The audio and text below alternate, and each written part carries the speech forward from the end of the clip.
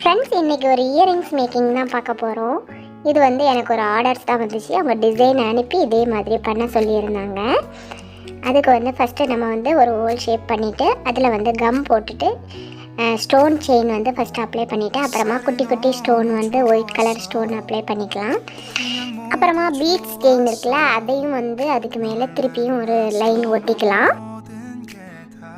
இப்போ வந்து நம்ம 3 லைன் முடிச்சிட்டோம். இப்போ வந்து கீழே வந்து அந்த மேலே வச்சுருக்க அந்த குட்டி குட்டி ஸ்டோன் எல்லாம் லைனாக வச்சிடலாம். சென்டரில் வந்து அப்புறமா கொஞ்சம் பெரிய ஒயிட் ஸ்டோன் ஒரு 3 ஸ்டோன் வச்சுட்டேன். இப்போ வந்து பெண்டன்ட் செஞ்சுக்கலாம்.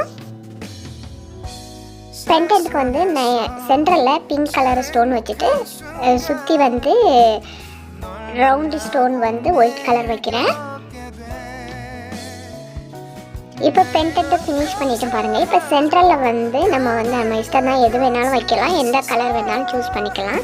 நான் வந்து பிங்க் கலர் பீட்ஸ் எடுத்திருக்கேன், சுகர் பீட்ஸு. அதை வந்து லைனாக வச்சுட்டு வந்துருக்கலாம். இப்போ வந்து அந்த இயரிங்ஸ்க்கு கீழே வந்து ஹேங் பண்ணுறதுக்காக வேண்டி ஐபின் எல்லாம் லைனாக பென் பண்ணிவிட்டு அப்புறமா அதில் வந்து பீட்ஸ் வந்து நான் பிங்க் கலரில் 1 எடுத்திருக்கேன், சென்டருக்கு மட்டும்.